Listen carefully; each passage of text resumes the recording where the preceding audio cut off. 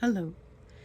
Alrighty, so what we've been doing is we've been making squares. This is one of the squares from my sweater, from the sweater that I'm building up for. That's our project 3, so not yet. We've been making squares for the sweater and for the purses. We are not going to finish this edge the way that we have been doing for the coasters.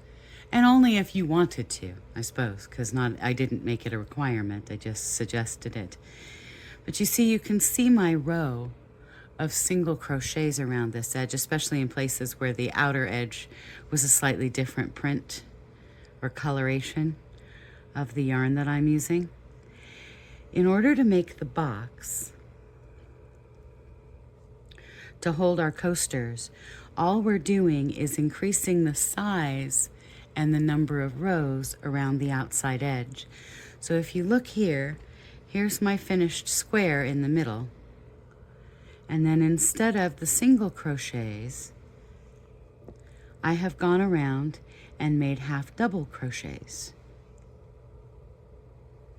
I have a total of 4 rows of half double crochet, and then I finished with a single crochet around just to sort of secure it. So at the end of my square, I've got 1 double crochet. I'm going to go ahead and get my second double crochet and my third double crochet. I'm going to chain my 1.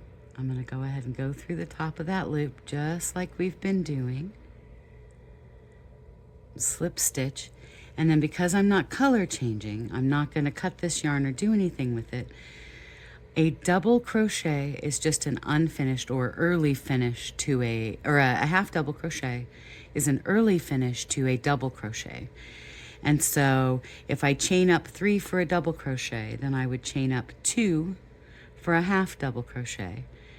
I'm going to yarn over just like as if it was going to be a double crochet. I'm going to go down into the loop, into the hole right where we would go, and I'm going to go ahead and pull through all 3 loops. Now I have my yarn up, or just my chain up, and I have a half double crochet. When I come back around on this row, I'm going to work my other 2. And actually, I think in my instructions I told you to work 2 and only have to add 1. So let's go ahead and do the second one. So what I'm doing is I'm yarning over as though I'm going to make a double crochet. I'm going through the top stitches of my loop, of my stitch from the row before, and I'm going through all 3. So let me show you that again. Get really close if I can. That's yarn over as if I'm making a double crochet. Go through the top stitches of my loop just like when we were single crocheting, and this time go through all 3 stitches on my loop. That is what a half double crochet looks like, and we just do that all the way around just like we did our single crochets in that video. When I come around here to this edge, I'm going to do 1 half double crochet, no extra spaces, and then I'm going to finish off into the top of this loop. Let's see if I can show it to you. I'm going to finish off into the top of this loop, both stitches here, and then instead of cutting my work, I'm going to chain up 2 and I'm going to begin again all the way around without adding any extra stitches now.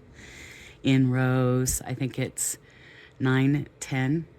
You're only working then in the top of the stitches that you've already made from each round. And what that does is it pulls this from an ever increasing square into something that is building a lip all the way around its edges. And you can actually, cat hair and my hair, everybody's hairs.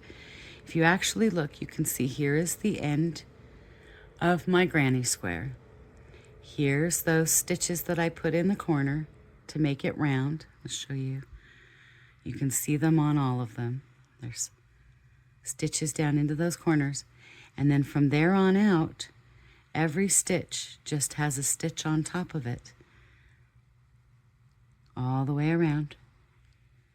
And I just did that, and then finish with a single crochet all the way around the top. I'm trying to find where I sewed in my end. Here we go. I found it, I think. Yeah. This is where I started. And this is where I sewed in my end. And it's very difficult to see because if you do that little closed end, that's it. So there you go. Starts from a regular square, and instead of continuing our increase by making a corner in each stitch, we just stitch up in each stitch all the way around, and it will just naturally begin to form itself into a little cup or box. And then I can lay in my coasters, and I suppose if I'm being extra, if we have an extra guest, you can always just use the inside of this square as another coaster.